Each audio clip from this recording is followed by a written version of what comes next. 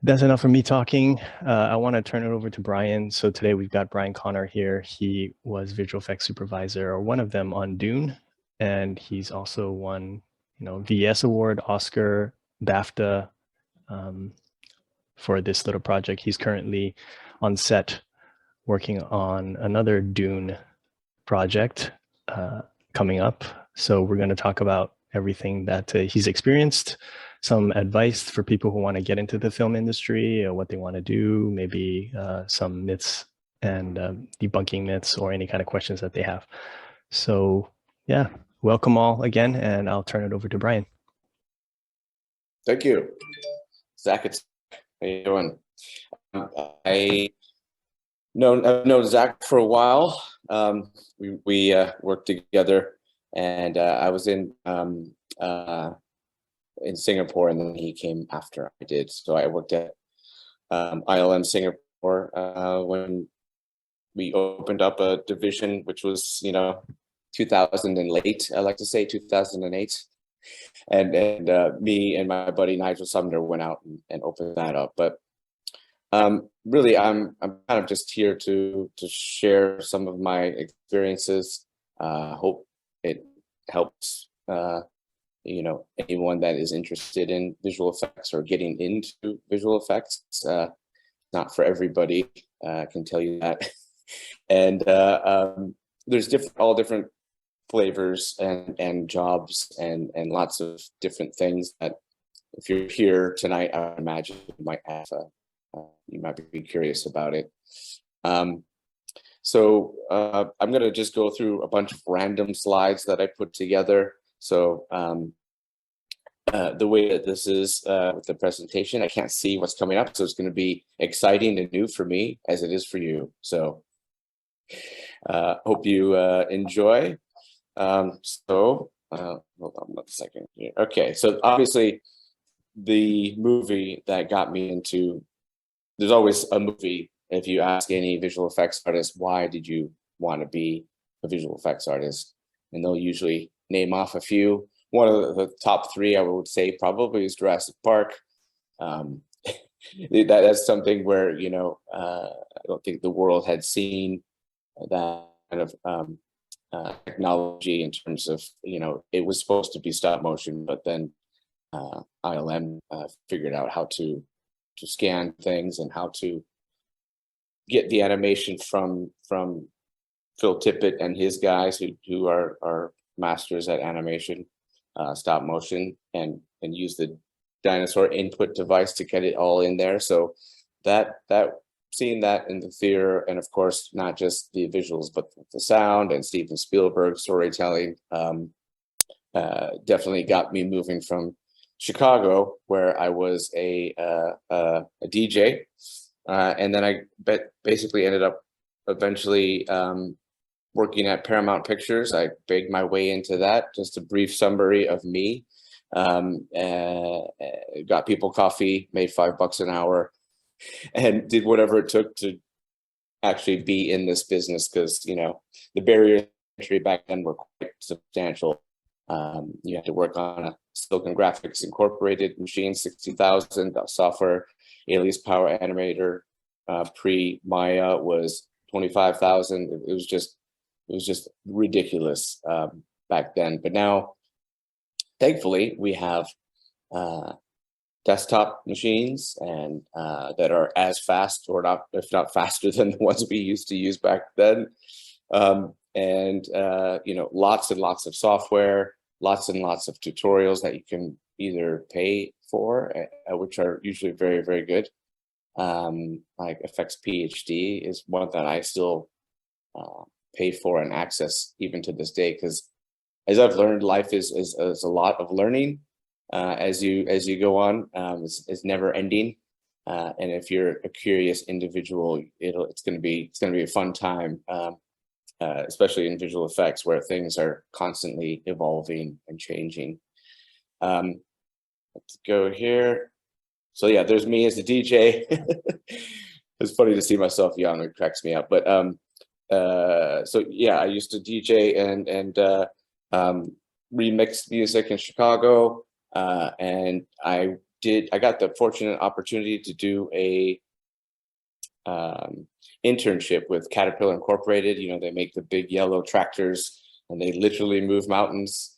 And so I was in the basement and it smelled like oil, and I was on an Amiga and I was learning Lightwave 3D. That was the first one for me.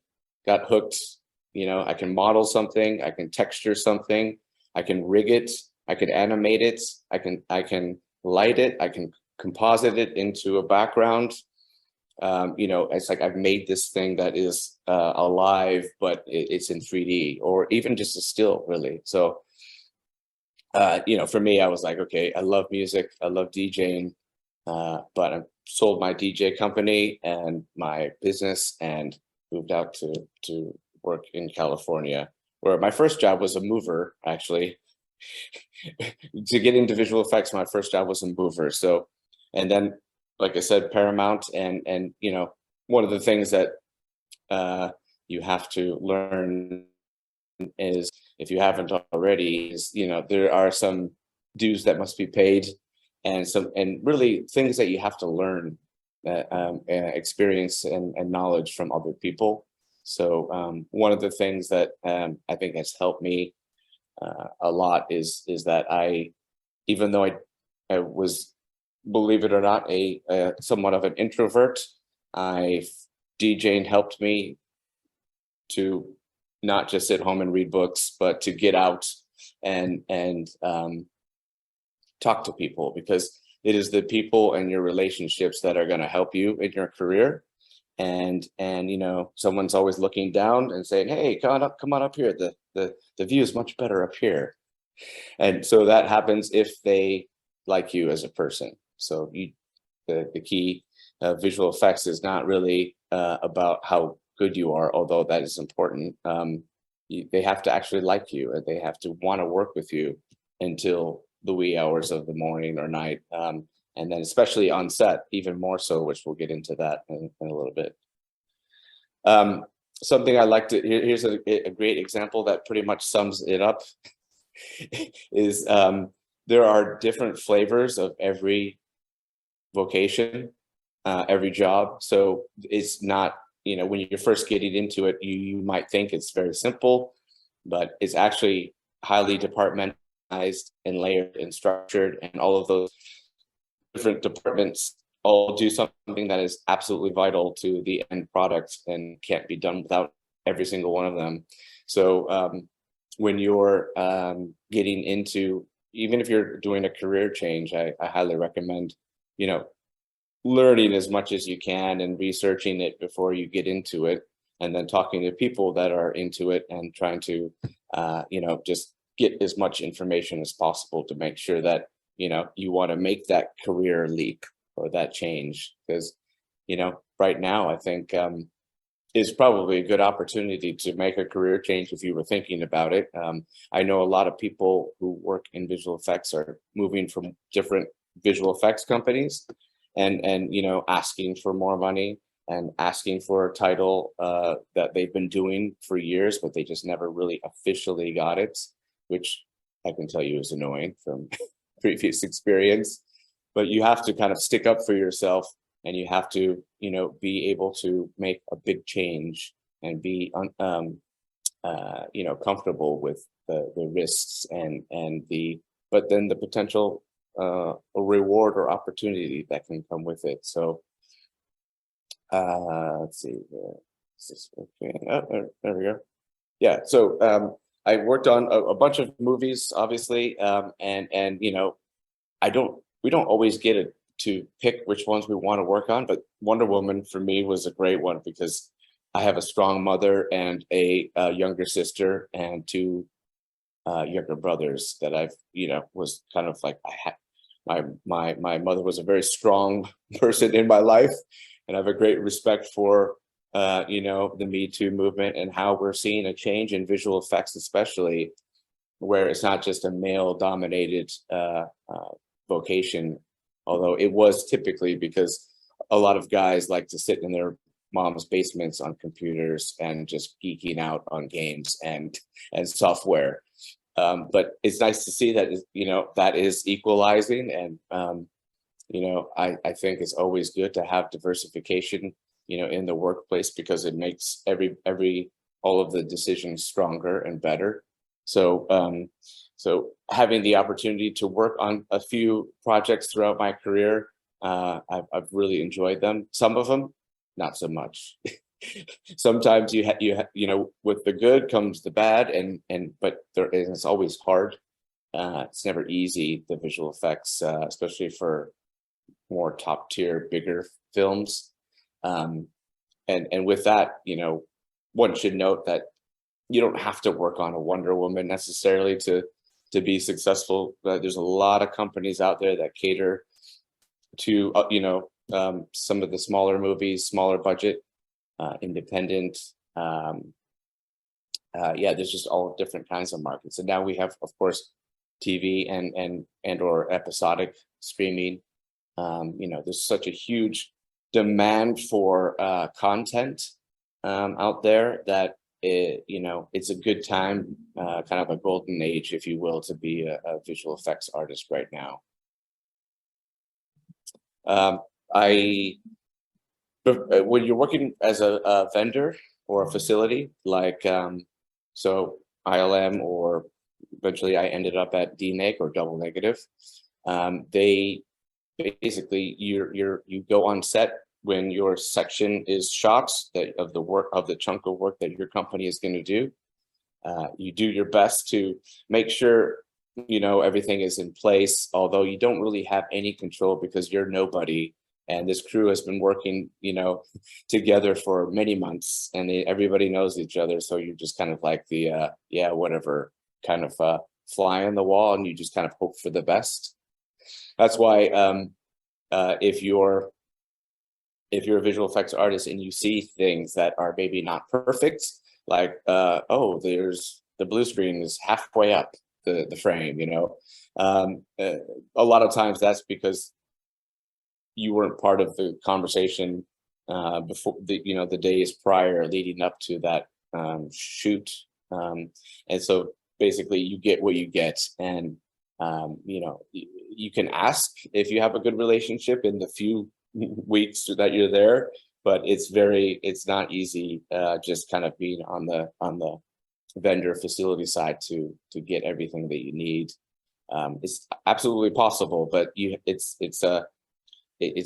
not easy task. Whereas if you're on the facility side and you're working with the studio and the showrunners, the executive producers, the writers, the directors, the DOP, and then the whole film crew, then you're one of the, you've been around since day one like everybody else, and everybody knows everybody. You've had lots of meetings, you've had lots of discussions on how we're going to shoot this and the methodology of how we're going to shoot this.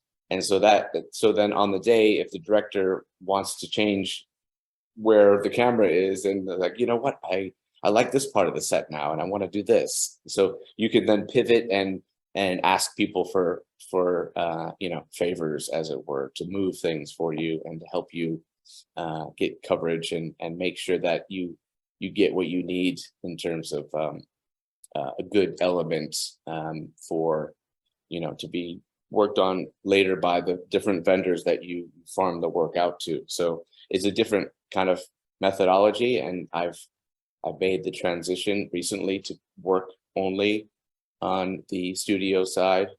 They call it production visual effects supervisor. So you're there from day one, and you are literally the last man standing, or woman. You're the last person. You go through all the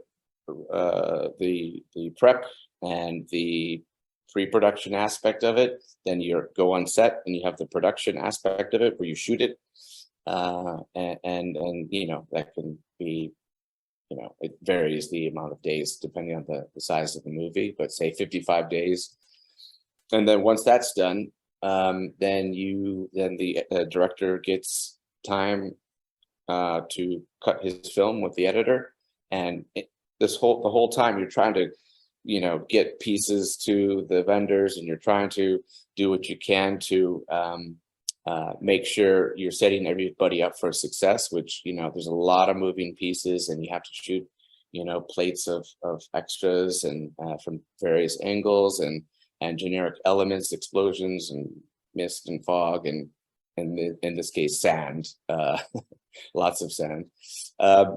And yeah, just basically you're trying to get as much of everything as possible. Then it has to be organized in this massive database that's then, you know, entered every day. And, you know, of course, on set, we get a bunch of things. Basically, we're gathering data. A lot of it is gathering data so that we can recreate any setup back at any one of the vendors. So you have to, you know, make sure that you have LiDAR, which is a 3D representation of the set and where everything is, like the lights and the people and the cameras and the whole set. You want to get HDRI photography, which is like a 360 and with, you know, 10 stops up, 10 stops down sometimes. So you have a wide range of imagery that's resolution that used to rule. Of course, the chrome and gray spheres, which the chrome sphere tells you what your practical set pieces are reflecting on the day. So as we'll see in a bit, the ornithopters, they're reflecting all of us right off screen. So you want to, by and large, keep everybody in there because it's going to match when you make a 3D ornithopter. It's going to have the same reflective characteristics, and maybe you just need to paint out some bright C stands or something that's like being distraction. There's a distraction in the reflection of your 3D. And then you have the gray ball, which tells you the quality of the lights. So if you're outside, which we were a lot of the times, it tells you the how contrasty the day is and the color of the light as well, and the bounce, heat, and all that stuff. So all of that to say, you know, there's a lot that happens to be successful on set that you have to just kind of dot your I's and cross your T's, and we have a visual effects crew or a team that is around 4 data wranglers, we call them. They literally wrangle the data. We have a bunch of witness cameras set up that are synced to the main motion picture camera that's shooting, and you know, we take lots of just random reference pictures as well. So there's a lot that kind of goes into your typical day, and then of course there's second unit that is happening at the same time that you have to cover as well, and then they have a splinter unit sometimes on top of that. So you have to make sure everything is covered and you're getting the data. And somebody, if you can't be in 3 places at watch, which I can't, I can run back and forth between 2 places. I found that out if needed. But more than likely, you want to have people that you trust and you have worked with that go along for the ride. Of course, you have a great team behind you. So something that I try to do, so this is the DUNE team. You have production in there, and you have the creative supervisors and leads, and just it's not everybody, mind you, but this is, you know, we had a company meeting and I'm like, hey, let's go out to lunch. That's something that's very important that I always try to do, is make it not suck. As in, like, you know, make it a fun place to be, and you know, and you know, just try to have a good time and treat people to food and drinks, of course, and you know, and donuts and you know, I have a gong as well that people hit when they final a shot. So I try to make it a fun, and not a fun environment, but an environment that it's enjoyable. It's like you want to go to work, or in this day and age, you want to show up and maybe turn your camera on in Zoom because you showered, you know, that kind of thing. So there's a lot to it. But one of the things that for those of you who are moving up the ladder and you want to be, you becoming a manager, you manage other people, and you have to be very careful and cognizant of, that everybody is different, and you have to treat them differently and not all the same. And you have to try to get to know them as a person as well, because um, we're not robots, and I don't think anybody appreciates, especially an artist, asked to do a creative endeavor and be talked to like you're just a machine. So that's something that a lot of us try to do, especially in the lead and supervisory levels. We try to make it kind of fun, and try to make it, and just watch and make sure it's a nice, safe environment where people can freely share their thoughts and ideas, and no one's going to get um, uh, yelled at or anything like that. They're going to feel appreciated, and 9 times out of 10, when you treat people with respect, go figure, they want to do even work even harder for you if needed. So it all that to say is something that has worked for me anyway, is to just always try to keep it light, and use the dad jokes as much as possible, which is my forte. That's my on-set team.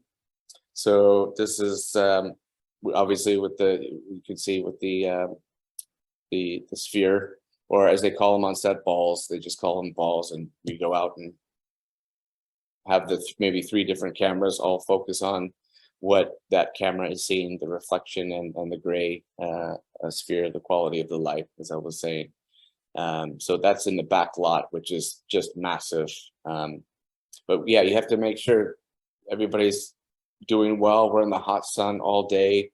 Right now I'm in Budapest, and it's very hot, and it's very sunny, and it's very hot and sunny for like I want to say at least it's just like it's the winter, but so the days are long, or not quite the winter, but it's long days.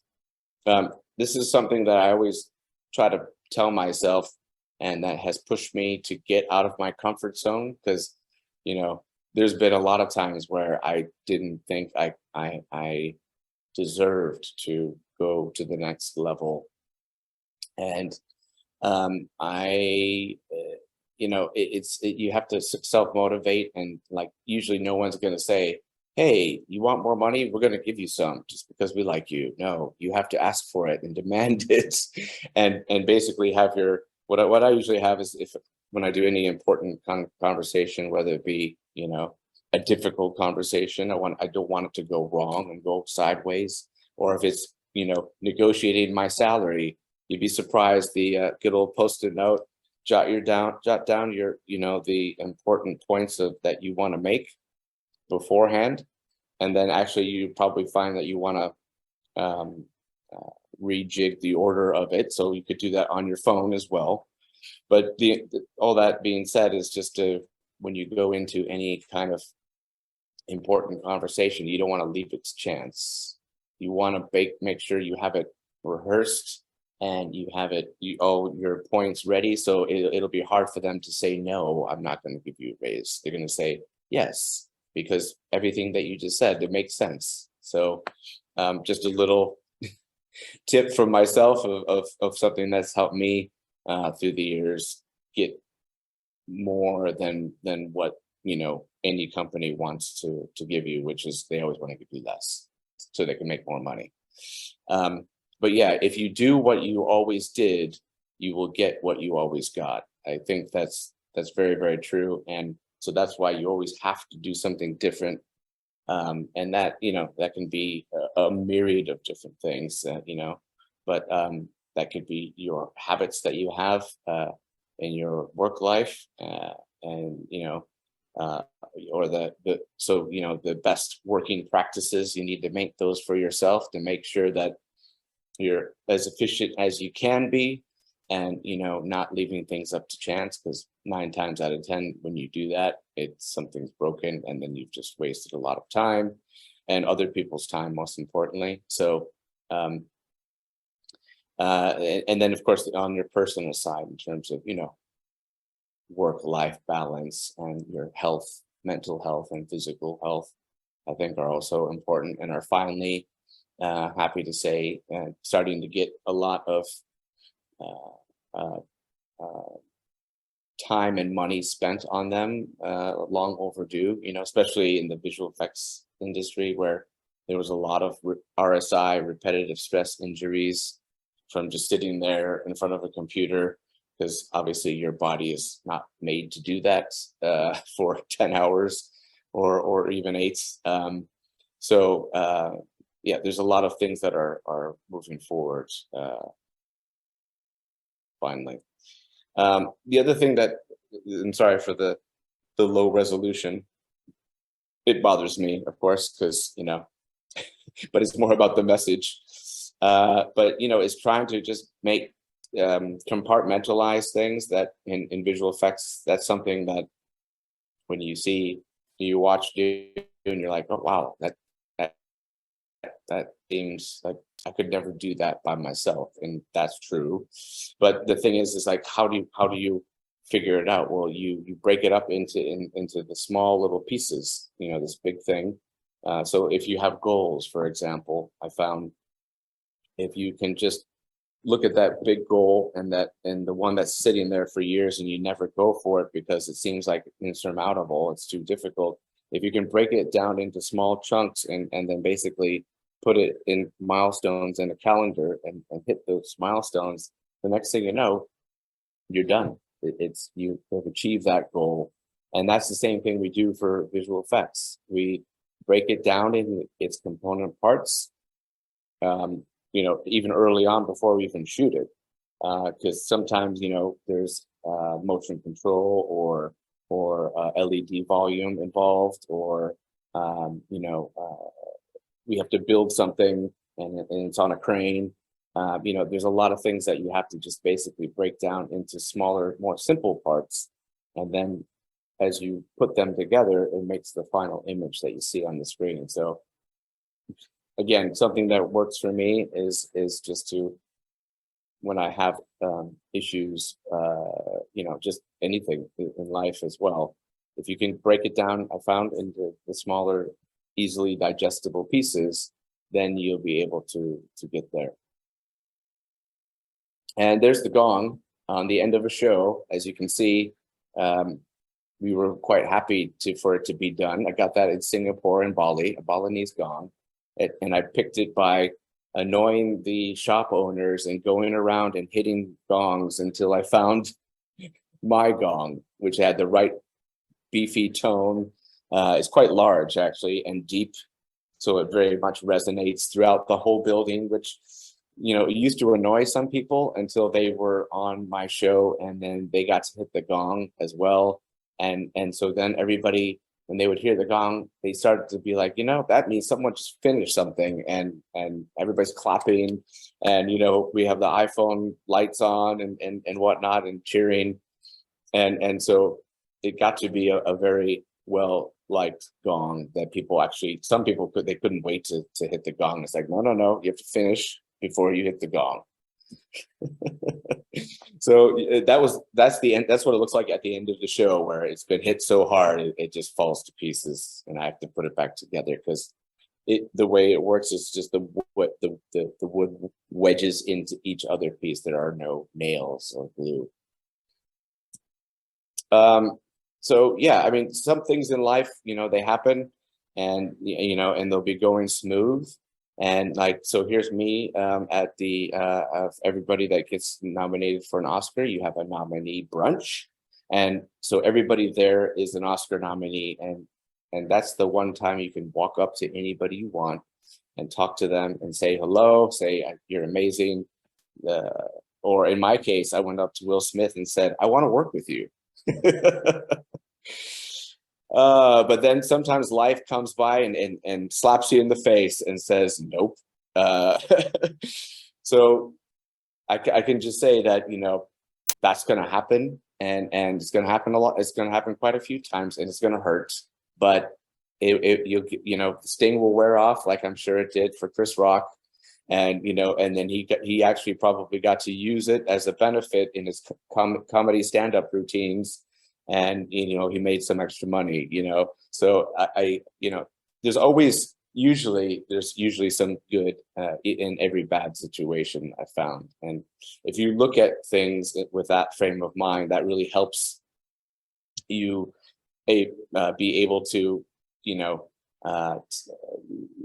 use a little Tai Chi, and let the bad energy flow past you, as it were, or just not be wounded by it, and take things personally, because a lot of times it's not personal, and a lot of times when you go into any situation, you'll find that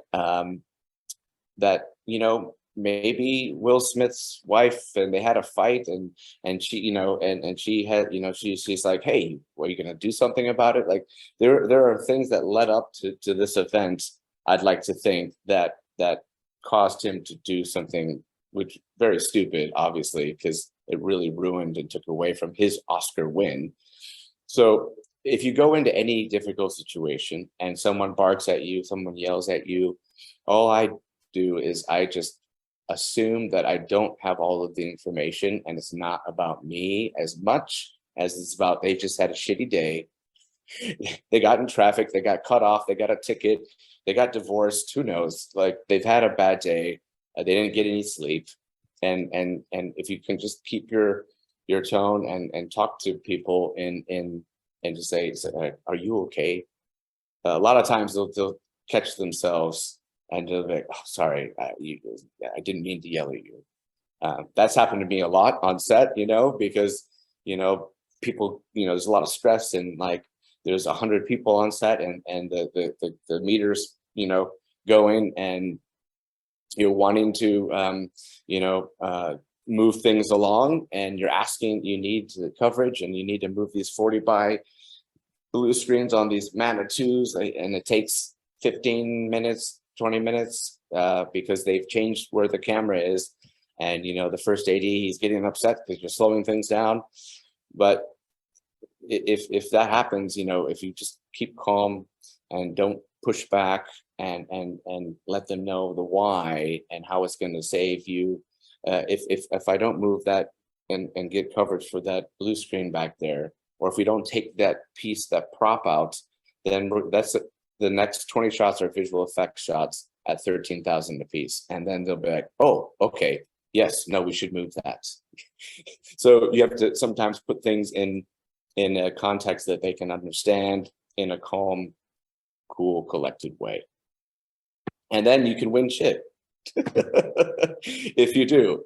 Like if people, it took me 22 years to win an Oscar. Of course, I am very happy that happened, but I haven't gone through the whole process. I can tell you that there's definitely some luck involved. So, because every year it depends on who are you up against in visual effects or any category. Did people like it? Did they go to the theater? Does it have more than 3 stars on Rotten Tomatoes? Is it kind of a not a bona fide success, but it's not a bad movie. And then there's the marketing of it. There's a lot of guilds in the Academy. So the SAG, or the Screen Actors Guild, is the largest one. And people in SAG come from all different shapes and sizes, and they come from all different walks of life. That maybe they hate sci-fi, so they're gonna pick James Bond because they just don't like sci-fi. So there's so many things that can make it not win, and even if it is the best, it doesn't kind of matter. It depends on so many different variables that once you actually win, and then you're happy. But up until then, you're like, well, I'm not gonna get too excited just because anything can happen. You know, there's been upsets in visual effects. You know, every few years, someone who you didn't think was going to win or thought that was going to win did not.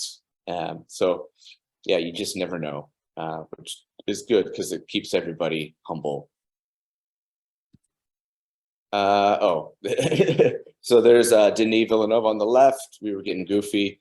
This was the BAFTA Awards, which is like the British version of the Academies, if you will.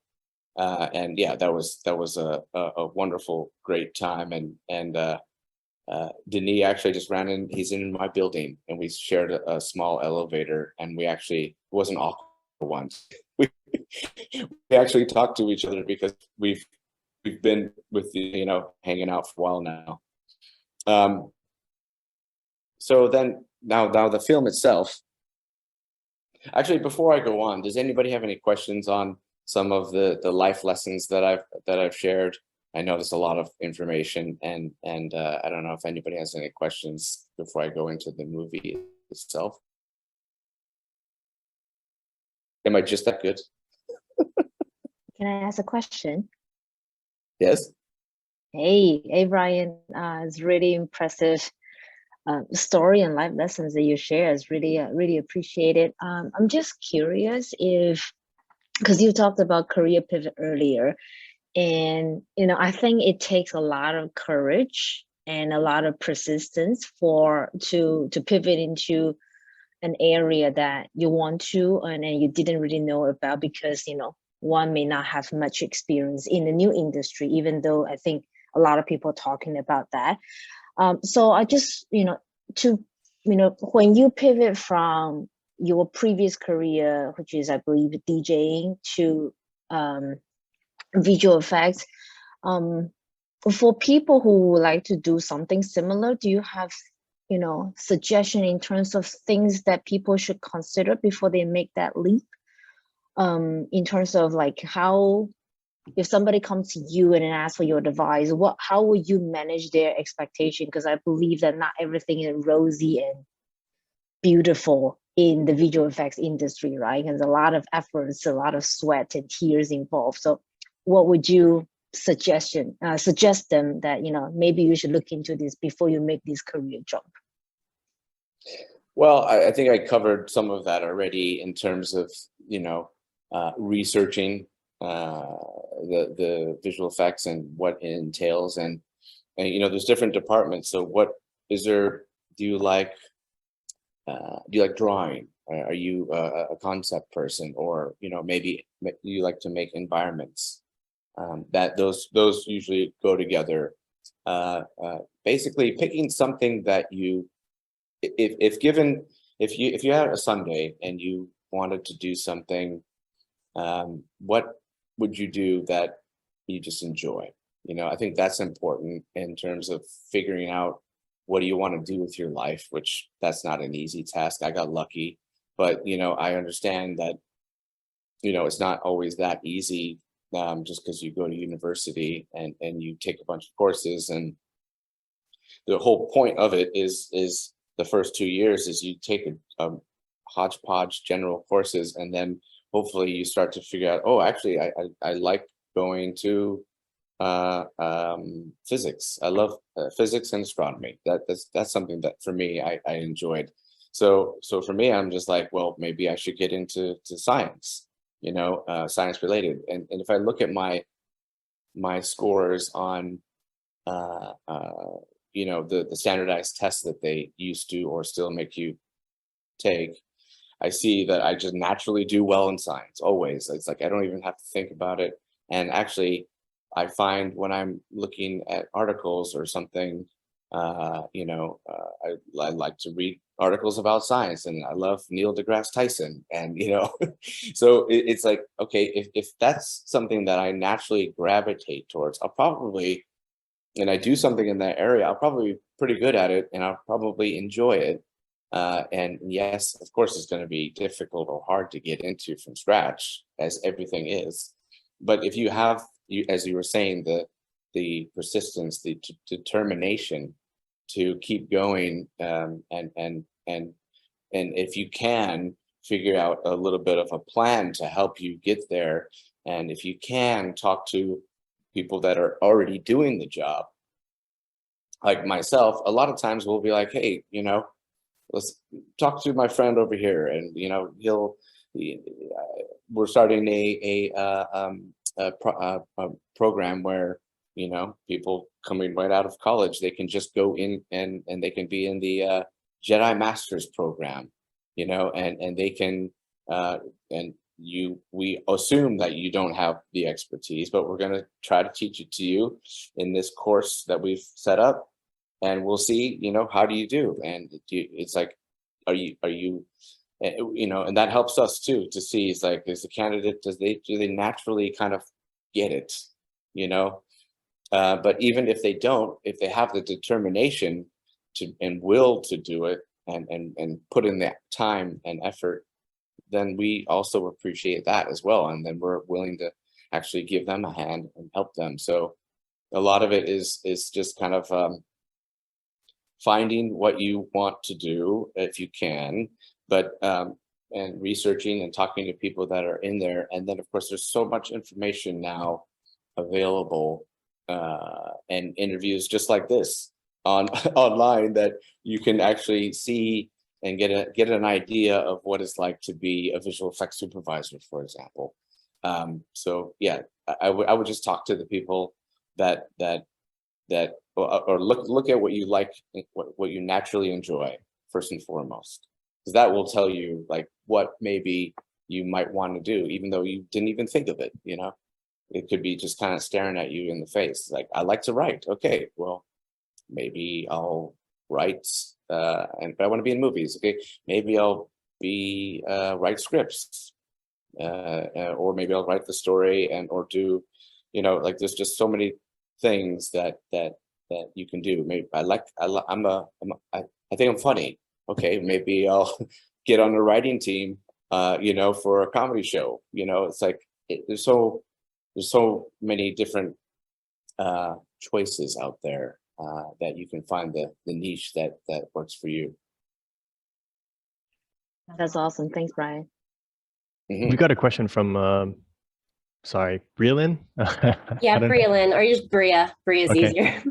Hi, Brian. This has been an awesome seminar so far. In terms of questions about the different, like life lessons and like work ethics that you brought up, I had a question of, so like I come from a lower income background. I didn't go to college. Everything I learned in the past 10 years has been like hands-on experience, YouTube Academy, faking till you make it, which kind of blew up in my face a few times. What would you suggest for people that are learning and don't have like a formal experience or a mentor to be able to like support them as they're learning, and end up making like really embarrassing mistakes because they're new at things? How would you suggest, how to get back up again from that?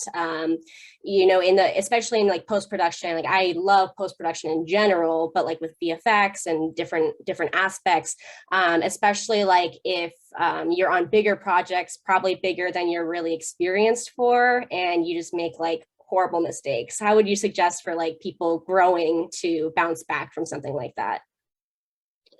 Well, I mean, first of all, I would definitely say, don't be so hard on yourself.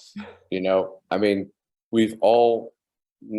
I wasn't good instantly at compositing. I was an editor, and I did stuff in Photoshop, and I used to fix studio executives' old tattered pictures of when they were in the Vietnam War. It was really messed up.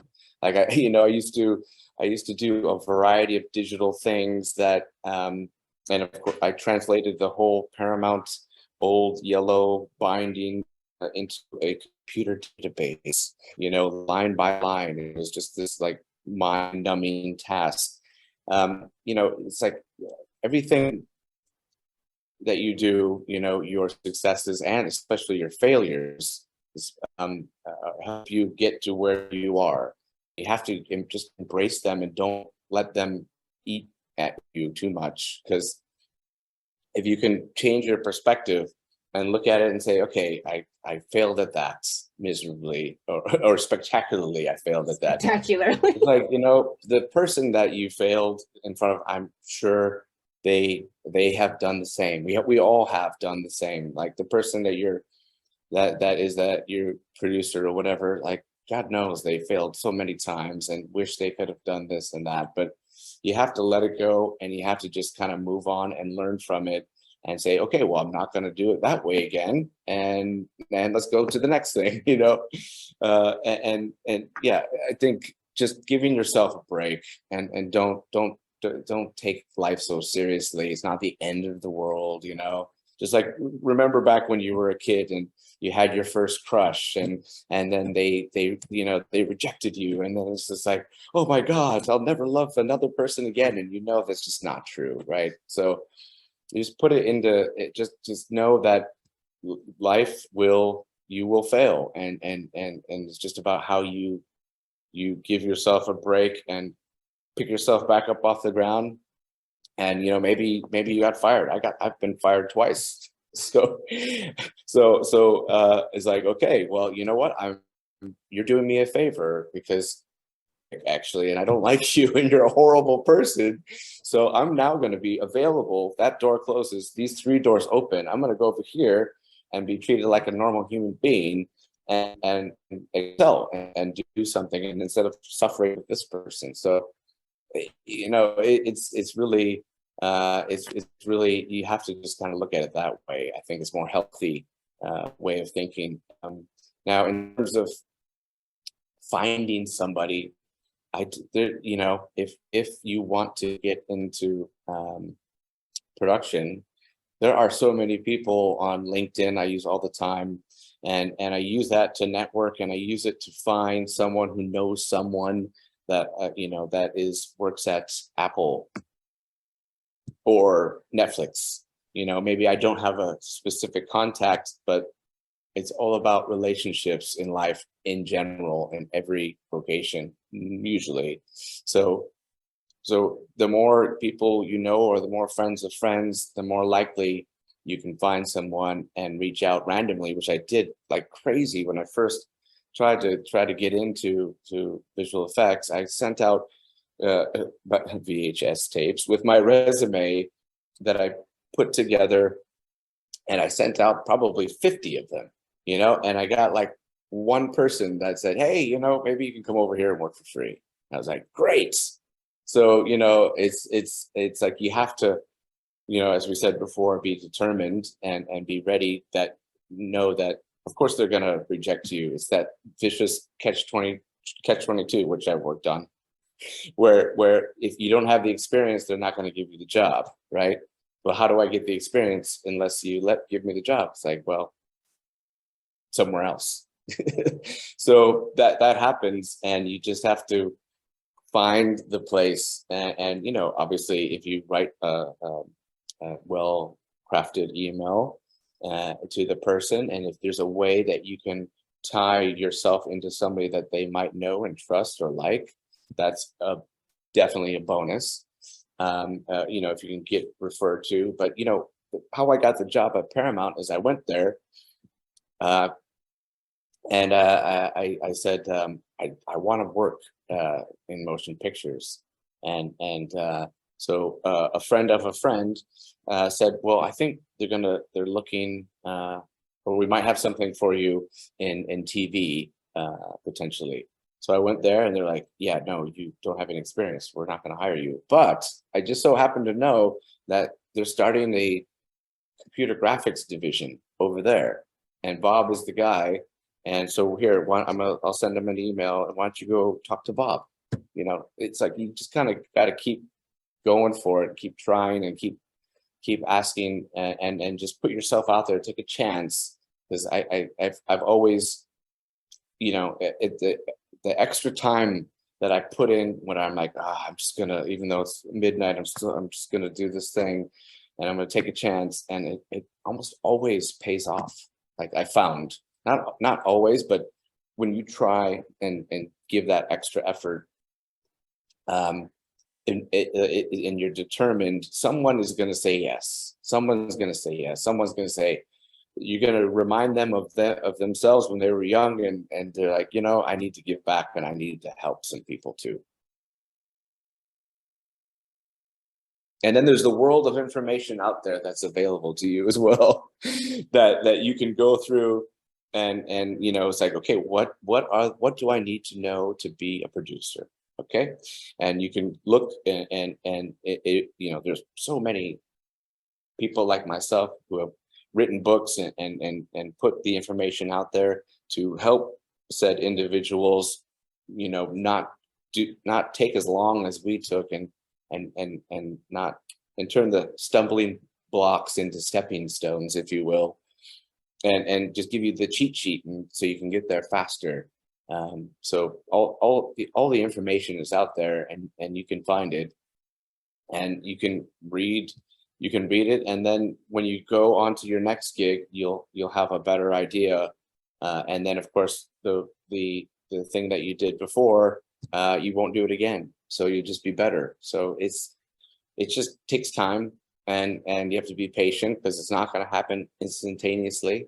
You know, it's like winning the lottery, you know. It doesn't, sure, you have a chance, but you're not very likely to win. Just you need, takes time and determination and patience and you know, dedication to master anything, and 10,000 hours, they say. Great. Thanks, Breland, for asking your question. Brian, we do have a few more questions, but I think we're going to save those for the end so that you can kind of keep going on your little journey. Yeah, my journey that took me to DUNE. Yeah, so for example, like you have to be able to get out, to say yes to things, even if you're unsure. Like you said, you know, Brianne, like fake it till you make it. That I've done that. I did that in my current job. You know, you can't know everything as you land in a position. It's just impossible. You learn by doing, and by making mistakes, and and believe me, I've made a few in the last few years, and it's okay, because I am adult enough to say I made that mistake. Sorry about that. I will. I'll be sure I am not late, you know, for example, and just that I'm there always a half an hour early, and problem solved, and people are like, oh wow, he's there early. He's you know, the optics of it all. It's like he must be good. He takes it seriously, and and when he asks us to do stuff, we'll take it seriously as well. So some of it is just about perception of what who people think you are versus the reality. But even the reality is like, your view of you is subjective anyway, so it might not be reality as well. So which makes it all fine. So yes, going back, so to just finish off that thought, to work on DUNE, I had worked with Paul Lambert. Is now the 3-time Oscar winner for visual effects, and the first show that Paul was on as a visual effects supervisor was the first show that DUNE Vancouver was on, and that was my first show too. And so we worked together, and it was hard. It was really hard, because, you know, when you open up a new facility, everything that can go wrong will, and you will not have the resources, and you will not have the people, and the home office in London is not going to believe you that the shit doesn't work, even though when they do come over, you're like, oh yeah, it doesn't work. So it makes it even harder to do the visual effects. But if you just keep at it, like we did in Snow White and the Huntsman, and if you just work and you have all this magic, and you know, but yet you're working in this building, and it's like 40 degrees inside in the winter, because it's an old crappy building, and then you turn on the fans, and then the 100 years of dust permeates everybody, and so people who have bad allergies, they fall over and they quit on the spot. Like, all of that stuff happens, but if you just keep swimming, you know, just keep swimming. If you just keep swimming, you will get there. And yes, of course, it could have been better. You know, a few things here and there, but you did the best you could in the time that you had, and that's all you could do. That's one thing. That's another way I sleep at night is you know, as much as I'd love to have every shot be perfect, that it just doesn't exist and it's impossible. So you do the best you can and you try to plan and make it, and after a while you'll know the shortcuts and how you can get from point A to point B faster. And you also learn in the language of film and what is important and what is the story point and why does the shot exist. You know, all of that to say that because I worked with Paul and we did the impossible 837 shots, I'll never forget. He went on and did other shows, and I went on and did other shows, and then I got to be a VFX supervisor as well. And then he worked on Blade Runner and won the Academy Award. And then he's like, okay, I need DUNE Montreal, or DUNE is doing all of Dune. They bought the movie, right? They gave him a discount, gonna do everything. So that means it can't be just Vancouver, it has to be DUNE Montreal, it has to be DUNE Mumbai. But Paul is one of those people that he wants to work with people that he knows and trusts. So he said, Brian, do you want to work on Dune? And I said, well, yes, of course, that would be great. He's like, well, you have to move out to Montreal. So what did I do? I picked up and moved to Montreal, and I've been there ever since. So my point being, sometimes you have to make sacrifices, and you have to move across the country, and you have to work with all of these people that you've never worked with before. And, because what makes a supervisor good is all of your people and what they can and cannot do, and how to get the best out of them and to motivate them. But when you go to a new place, then you start from scratch. So it's really difficult, let's just say.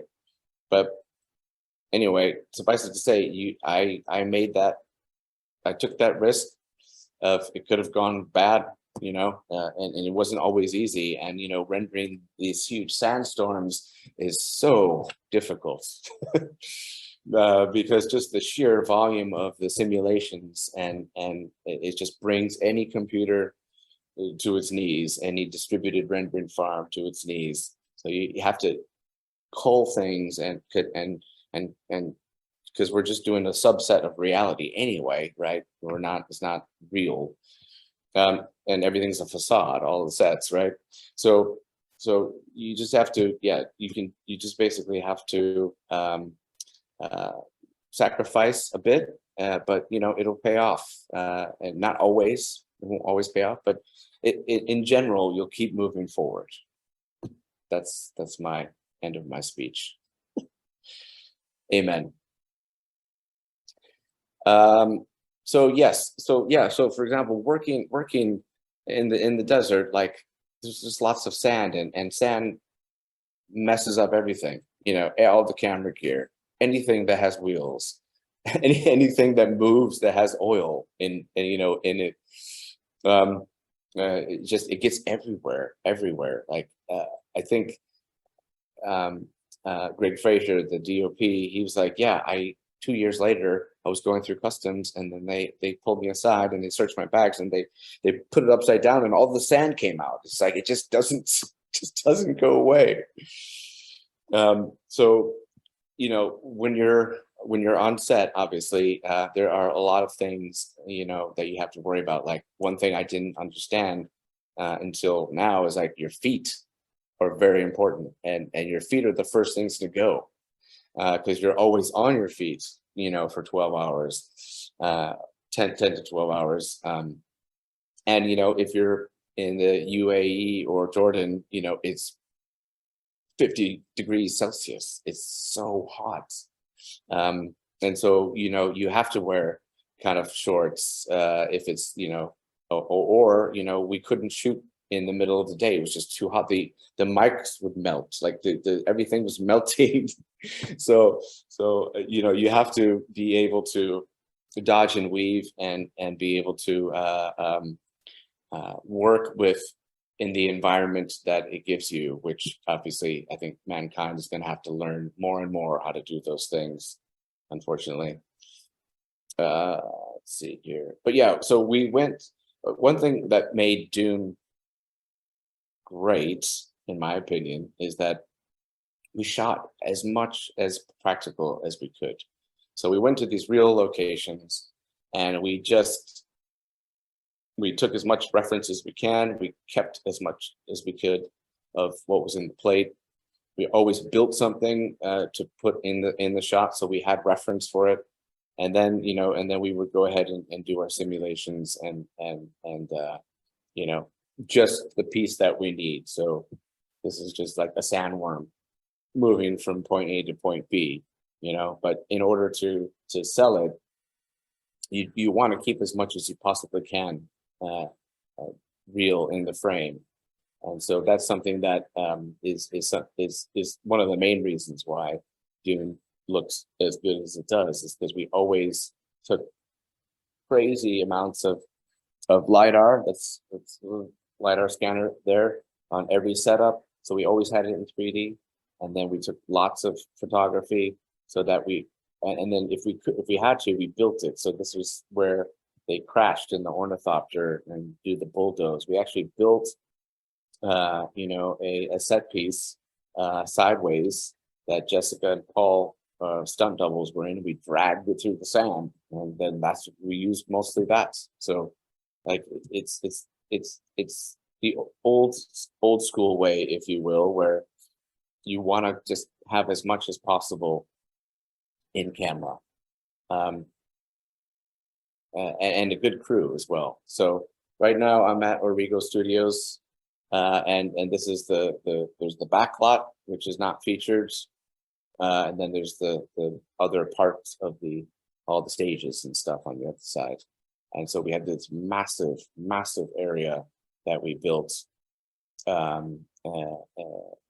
so that we could, put the extras and use, longer lenses. So the camera has to be farther back. And of course, then we had all the sand screens instead of blue screens. And we always try to surround any area that we need to extend with the same brightness and tonality of what that is on the screen itself, so that when we extract it and the bounce and everything that's on the people and the ground is very similar to what it would be had they really been standing in front of Arrakis, per se, or Arrakeen, the city, for example. So yeah, it's a lot of us going out there and and figuring out, okay, where's the camera going to be? Okay, what's the action? Okay, and what lenses are we using? Okay, let's start to let's get some extras out there. Okay, let's get the cameras. Okay, let's the DP. Let's set some things up. Okay, you want to use a 50 prime. Okay, great. Okay, what does that look like? Okay, what is the coverage? How do I need additional sand screens to cover up the trees so they're not poking out? Then we start to get the machine moving, as it were. So that's the first thing in the morning before anybody else is there. We're figuring out the setup on the back lot. And as you can see, sometimes you're in a location off to the side. Sometimes, there's an ornithopter right back there. And every shot that had ornithopters in it, there's always a real one.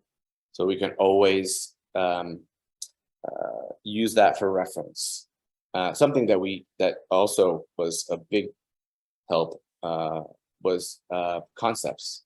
So concept art, we had some of the best concept artists in the world basically line up to do concept art for this movie. A lot of fans out there, sci-fi, and or as I call it, thinking man sci-fi, which is why it's not a Marvel movie, and it's actually, there's character development and it has a slower pace. But so this is a concept that someone modeled and textured and then painted over. And this was, basically early on in the development stage. Denis would work with the production designer, Patrice, and he would hire his favorite concept artists, and they would make these amazing stills of the spaceports, you know. So, and they're so detailed, and they liked them so much, they would literally say, if you can just do that, we will final it. We will final every shot that has that in it, as long as it looks as similar as possible. So that's what we would do. We would have a roadmap, and we would make these. There would be concepts, and then all of these concepts we would then use to then actually build all of the spaceport and all the material and Arakeen, the city, and everything. So that is something that, you know, I'm quite interested in these days, because now you have the capability to work with and make concepts in AI by just typing in some words, you know. So so, you know, you have DALL-E, you have Midjourney, you have Disco Dimension. There's a few of them out there that, you know, you've probably seen them in LinkedIn or Facebook or Instagram, where you can see that people just type in some words and they have this beautiful picture. And sometimes it's not beautiful, actually. Sometimes it's dark. I swear they have a dark side to them. But you know, it's a new. You put in words like sand dunes and spaceship from Dune 1984, and you put in explosions, and you put in, you know, you type in all these words, and then you even put in HTML links, and it will, based on all of the imagery, make an image for you. It's quite astounding, and something that I'm starting to use on the new show, because, you know, when you have an esoteric thing that, you know, it's like, okay, we're gonna travel through space, and space will be folding. And it's like, okay, well, I don't want to do a tunnel. God knows there's been way too many tunnels of space travel through a simple tunnel. How do I do something that feels like space is folding and tells the story point? But I don't know how to. I'm not a great concept artist, you know. If you give me stuff, I can make something, but I can't make it from a blank canvas. So that's where some of these AI gen art, as they call it, I think are going to help the industry and people such as myself to figure out either what it could be or what it's not. You know, sometimes I found that, you know, when I'm showing work to the director, sometimes he's like, "Oh, I hate it, and this is bullshit, and how dare you show this to me?" And it's like, okay, cool, fine. Now I know what you don't like, so that's very important to know, because now I can focus on the other everything that it could be, everything else that you could like. So that's something important to know when you're doing your work is, you know, don't worry if they don't like the first one, and if your gut tells you that you know it maybe should be a different one. Sorry. It should be a different one. Then, you know, maybe you do your version that your artistic gut tells you, after you've, you know, been working for a while. You'll definitely have a sixth sense of when something is right or wrong, or when it doesn't look right. And then, but always make sure you do what the director asks as well, even if you know it's not right. So that way, when you show him what he asked for, or she, or they, what they asked for, they can be like, well, it's not working. It's like, well, we have this other option. Actually, the artist did this, then there's some things in here that I think are working, like this and this and that. And it's like 9 times out of 10, the director's gonna be like, oh yeah, you know, you're right. And although, can we change this thing to this and blah, blah, blah. But basically, you start to figure out what the answers are and what they're going for. Because some of it's just words on a page, and you're trying to make an image, in a movie. So it could be anything, right? So those kind of techniques have helped me hone in on, what they're looking for, and eventually get the shot approved. I can't show you this, unfortunately. It's a bunch of stills and I don't have control, but it's just more concept work that is, I think, vital and important to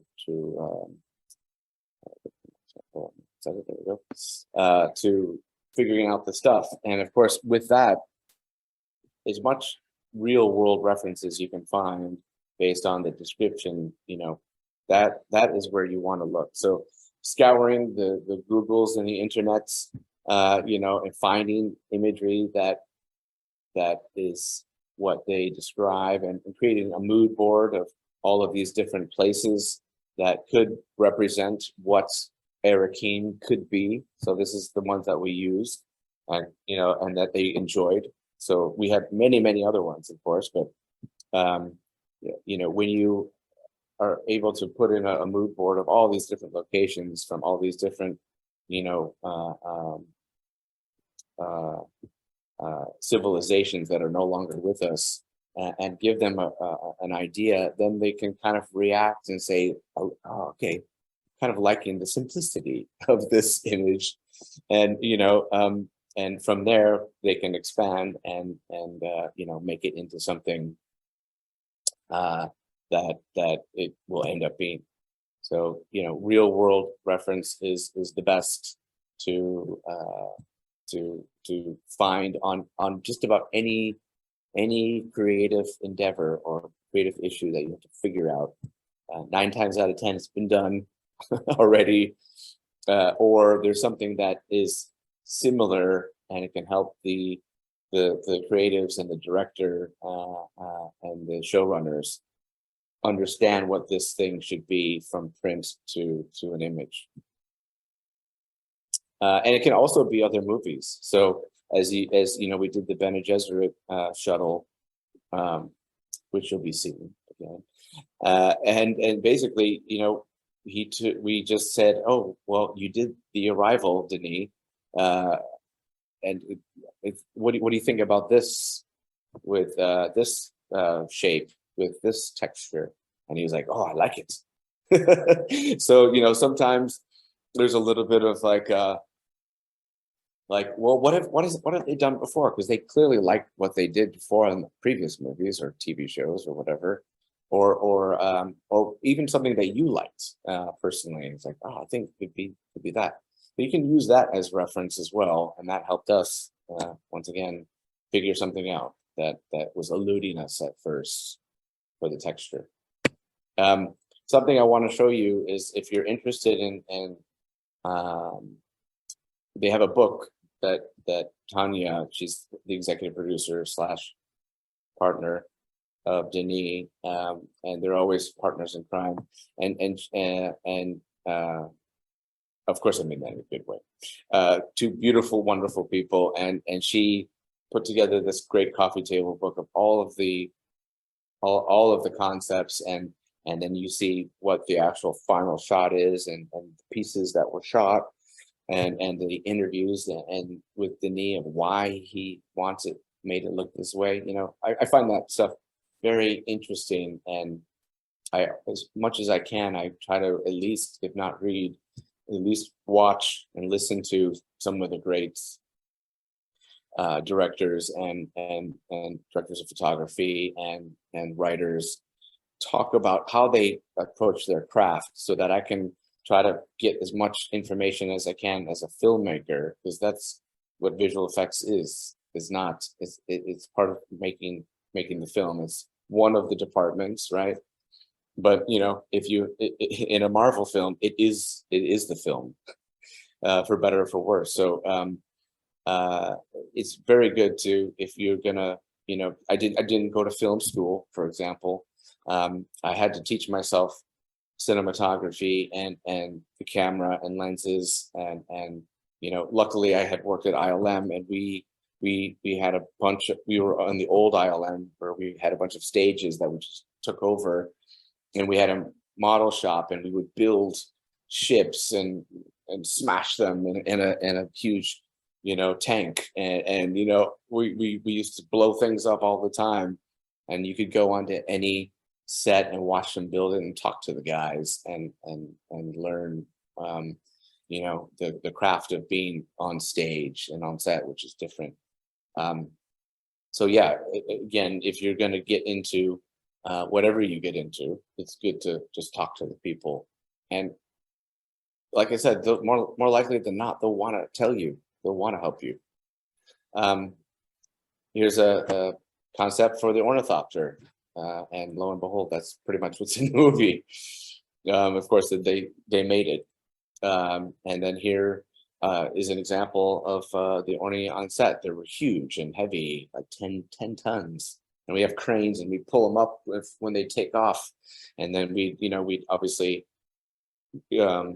remove the wings and add our own and do the flying and whatnot. And of course, we would do takeovers as well. So they would start as a model, a practical model, and then we would change them into a CG element if they needed to do something fancy.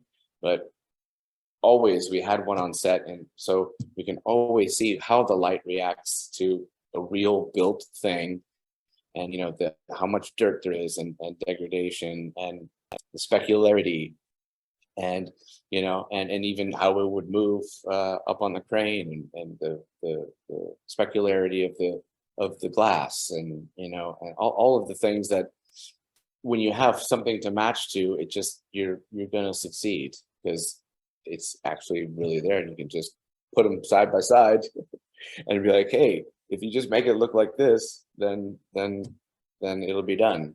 And it's easy for me to figure it out too when you have something that's real.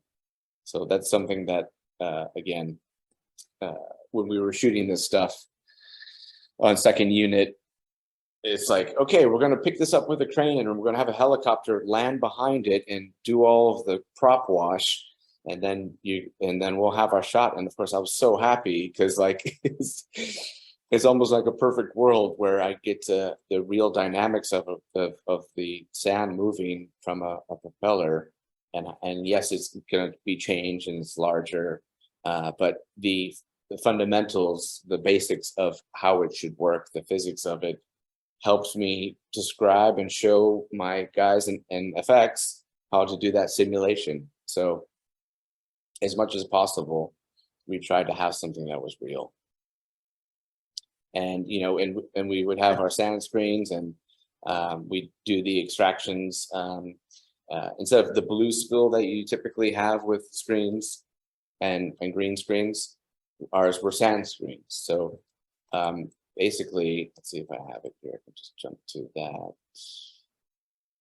1 second. Should have had it sooner. Sorry, 1 second. Oh boy, it's like all the way at the end. Oh, here we go. So you can see, as an example, when you invert an image, right? Just a simple invert in Photoshop.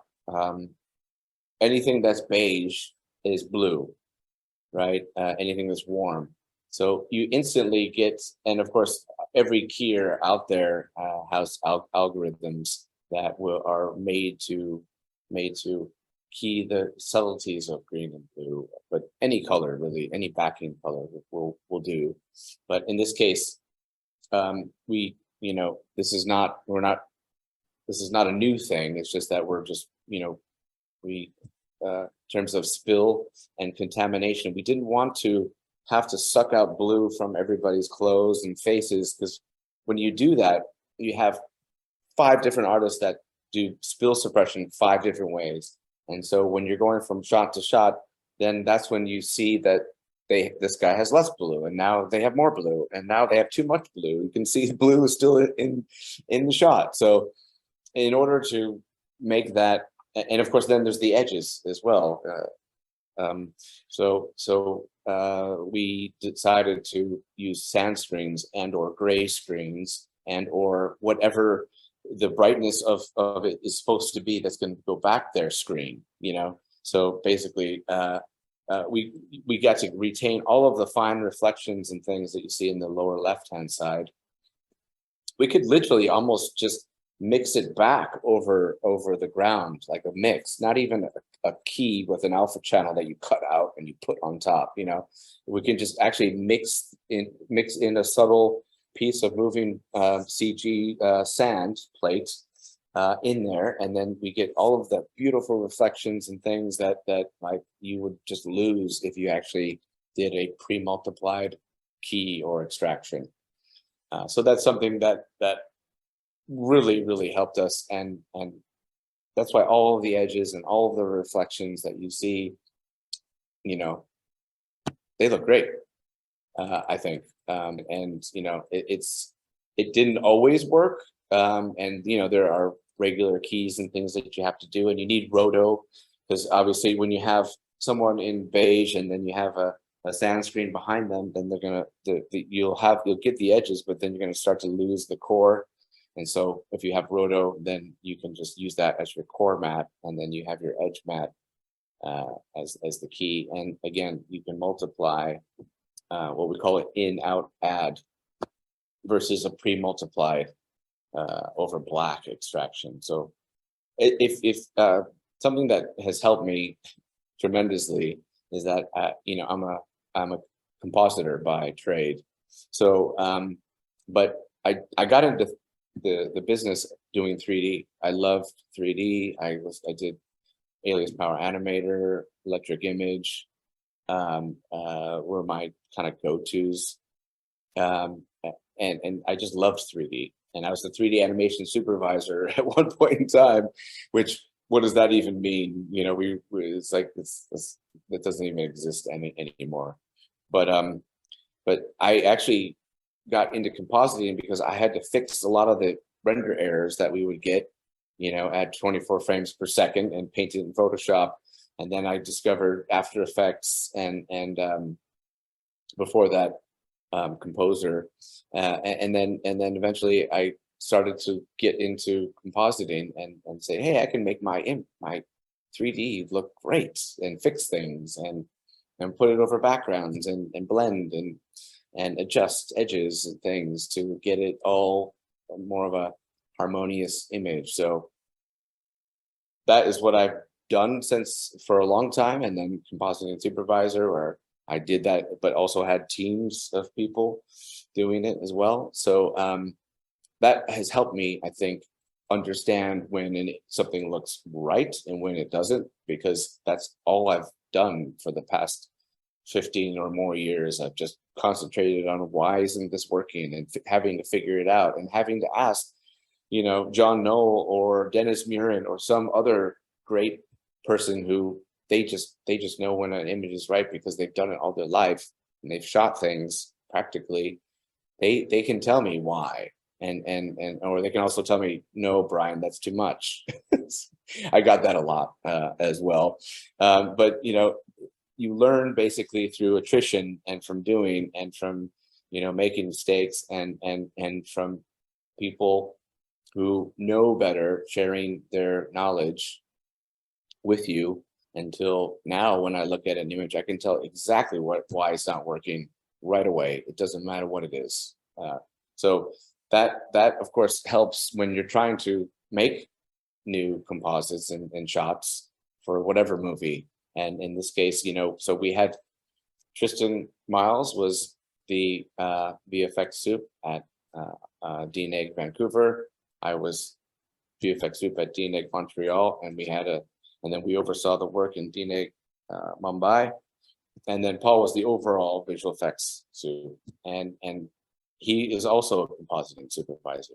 All three of us are. So I think between the three of us, it's almost like we're cheating in a way, because we know how to take shortcuts. We know how to make the 3D be better, especially the effects. Effects always needs comp love. And so we also know the value of the actual plate itself and what was shot, and we always compare the actual plate to the composite, A/B it back and forth, and look around and try to see what is working, what is not working. Because, you know, we have some compositors that they're new, or they come from games, or they come from, you know, just they kind of come from all different walks of life, actually. And so people have different skill sets. Some people smash the comp and the CG inside of the comp with a sledgehammer, and some people have a scalpel. And so you have to, you know, teach people on how to not use the sledgehammer, but to use the scalpel, and that takes time. And usually you can figure that out by comparing it to the plate, or comparing it to the effects slap, or there's a lighting slap, you know, just A over B, no comp. And between the stuff, you can figure out, okay, this is why it's not working, and this is what we're going to do to fix it. So, but yeah, all that to say, it just takes time. So maybe I'll stop. I mean, I have a lot of things that I could talk about, but my alarm went off that says I've been talking too long, as usual. You know, if there are questions, I can let some things just kind of roll in the background if you want, and you know, you can ask away. Great. Yeah. Thanks, Brian, for all that great info. I mean, I know I'd like to continue on, but we are close to time or up. But a few people have decided, you know, it's good information. They'd like to stay. So we've got a few questions that people have asked, and maybe we can kind of get to these and anything else that, if anybody has any other questions. So Dean is asking, what's more important in finding, is it, you know, during your work, when you're searching for work, what's more important? What you know or who you know? But you know, that's a good question for searching for work. I would say who you know. Obviously, what you know is important in terms of, like, you have to show them what you've done in the past to land a job, or you know, and you know, you want to make sure that it's better to have it's better to have less high quality and less shots than it is to just have, you know, a bunch of shots. But yeah, that's why I think, you know, because I was late to LinkedIn. I didn't really see a need for it as much. But then, of course, as my career went along, I'm like, oh yeah, I have to keep in touch with people, and I have to stay on people's radar if I want to move around and you know, and keep, because, you know, a lot of times, like when I was at Paramount, I kept getting 100% raises because I made so little money. and the only way you're going to make money sometimes is you have to leave. You have to be willing and able to leave and go somewhere else, and then you will get paid what you deserve, maybe, or mostly. You know, you have a chance to reset, and you know, all of the mistakes you've made in the past, they're the past, and they stay at the place that you left. So there's some that's maybe a good reason to move as well. It's just to, sometimes you just need a reboot or restart.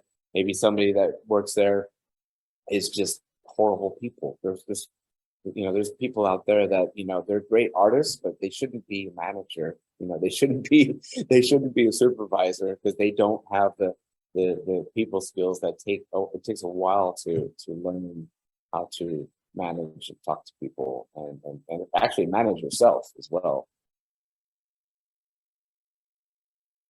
Great. I don't know if I answered the question or not. I think so, yeah. And Breelyn has a question. She asked, you know, which skill is most important to hone for someone who's like up and coming, like inexpensive or cheap, fast, or being good at something? I would say get as good as you possibly can at you know, at least one thing. You know, like, I mean, obviously, if you can, you know, like the generalists these days, I'm always a little jealous of them, because they, you know, unlike me, they can. I can't do it anymore. I can't build, and I can't and texture and lights, and then do a matte painting and paint on top of it and make a whole environment from scratch. I just don't, if you don't use it, you lose it. So, which is why I would comp 4 shots every movie that I've worked on until Dune, where I couldn't, I didn't have the time, sadly. But, just being good, and very good, as good as you can be. And, of course, you're not going to be good at first, but if there's a will and a drive and a want, people will, again, they'll want to help someone who's very enthusiastic and ask for their help and knowledge. Not demands it, right? But you have to be humble, and you're asking for something. You're asking for somebody's time, and they could be doing a myriad of different things. If you want them to help you, you have to make sure you ask in the right way as well. Great. And one question that Dean is asking, what's some advice on creating your portfolio? Like, I think maybe what are the top 2 things to consider when creating a portfolio or putting one together? Well, I mean, so I used to teach at the Academy of Art, and one thing I would do is I would make the students create a shot from scratch, or 2, 1 shot or 2. That's it. Like I find, people trying to get in, they typically try to do too much, and therefore they have a lot of shots that don't look good, versus concentrating on a shot or 2, hopefully, working with someone who is either in the business or is a teacher, or can give you someone who can give you creative feedback, like, someone from LinkedIn, potentially. That's, I think that's all those things, I think help. Awesome. Well, does anyone else have any questions that they wanted to ask Brian, or just kind of bring up? Or I actually have a question. It's quality over quantity.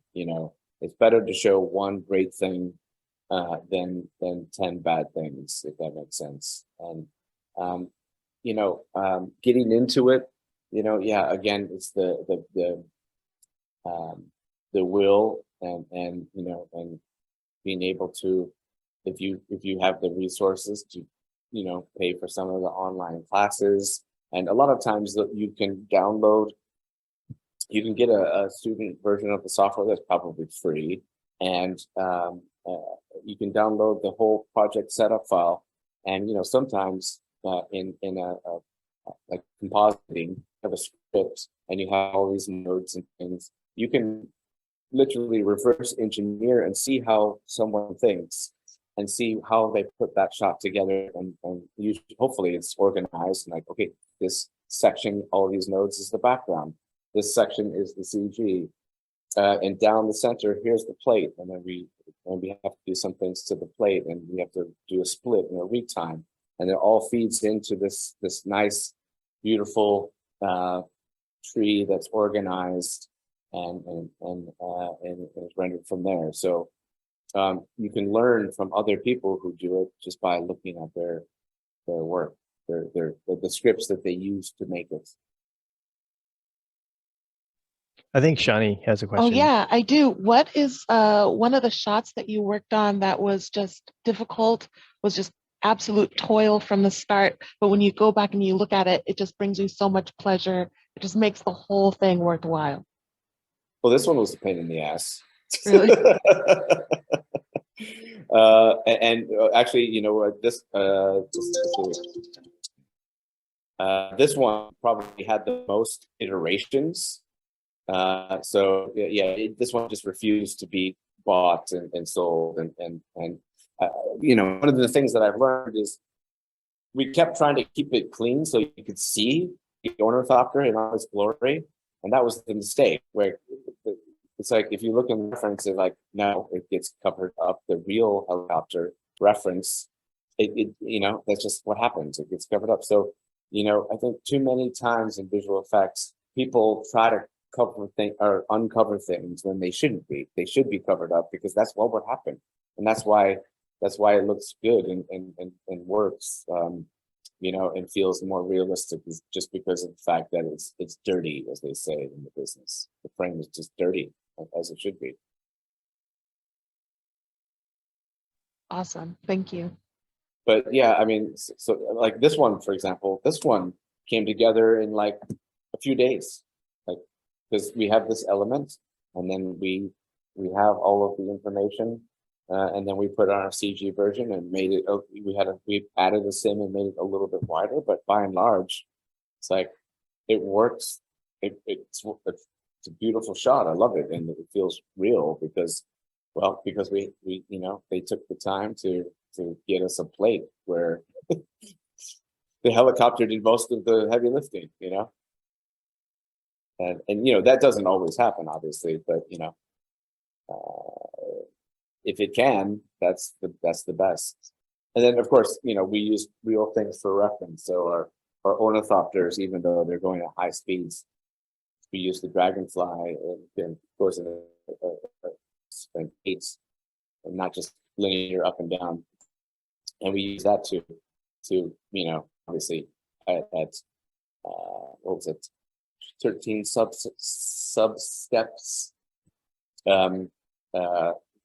It's like it flaps 13 times per second, and that's why you get the nice motion blur from it. But yeah, we use this to kind of show our animation director, Robin. He chose this, and everybody was liking how this looks slow motion, and what the ornithopters should use as a viable kind of means of flight. So once again, reference is our friend in order to, you know, make all of the things move, and then you know, having something real on set for reference in terms of lighting, even though it turns all CG, is pivotal and super important to make them feel real. Those are really nice breakdowns. It's really good to see. I haven't spent that much time looking at breakdowns in a long time. I mean, being in visual effects, right? It's like always A/B. Oh yeah. No, I mean for Dune, you know, we pulled out all the stops because you know we make these mostly for marketing, so that when you submit for awards, you know, you have to have a breakdown too, because like I said, there's all different kinds of people are judging you, and you know, just getting sand to move correctly. Boy, this was so hard, and it took us a year really to figure out the mechanics of how do you, the sand is, you know, all these points are so expensive, and the volumes and you have to mix different techniques together, and the sand moving down the dune and all of that kind of stuff. We started that from day one, really, just to try to figure that out. And you know, by the time we got to where we're in production and we have actual, you know, plates of that were shot, then we were kind of ready, even though they still had to be kind of customized. There was no kind of magical one-stop shop, you know, fits all. Then there's the animation of the worm. We had to figure out how to do that. You know, there's like so many different things that have to be figured out. You know, and then we have sandstorms, and yeah, it's just a lot to figure out. You know, as you're doing it, and you try to figure it out in advance, but sometimes it just you just have to do it as you're doing it, kind of thing. So. Yeah, I think some of these are really great. It really shows you a shot in a film is really only 1/5 of it can be what's shot in camera, and everything else is either cobbled together from other shots or created from scratch. Yeah. Cool. Yeah. Oh, and then making things feel big, you know, and the space is not an easy task either. This whole arrival scene, and as I like to say, all the pomp and circumstance and stuff that goes with it. It takes a while to lay it out, first of all, and then to integrate it and to get it all kind of working. Yeah, it just takes time, just like anything else. Well, it's really good to see. Thanks for bringing all these great before and afters and examples, Brian. Sure. Well, I think we've kind of hit the mark. Does anyone else have anything they want to ask? I mean, any kind of questions, concerns?